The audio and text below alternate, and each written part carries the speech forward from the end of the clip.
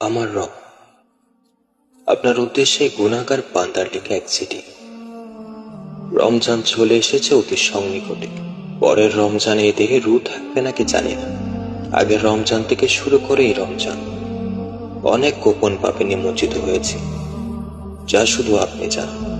নিজেকে বিশ্বাসী হিসেবে দাবি করি, কিন্তু সব কর্ম অবিশ্বাসীদের মতো। নিজের আপন কেউ মেসেজ দিলে তা যত দ্রুত সম্ভব পড়ে ফেলি।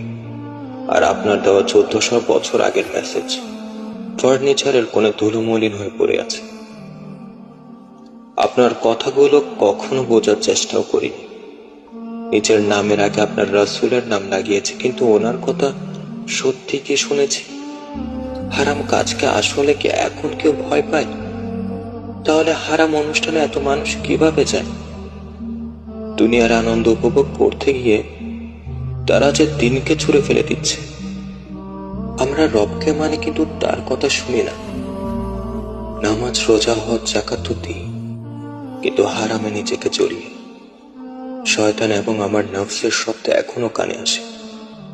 এখন পাপ করেও পাপকে আর পাপের মতো দেখি না। নিজেদের অন্যদের থেকে আলাদা দেখানোর জন্য ডেভিল শব্দ ব্যবহার করে থাকি। কাউকে আপনার দিনের কথা বলে তারা হেসে উড়িয়ে দিবে। হুজুর, বয়স কত, কি জানোস? জানি না, আরো কত কিছু বলবে।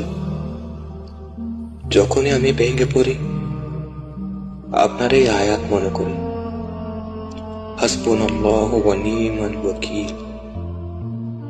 আল্লাহ আমাদের জন্য যথেষ্ট, এবং তিনি উত্তম সাহায্যকারী, কার্য সম্পাদনকারী।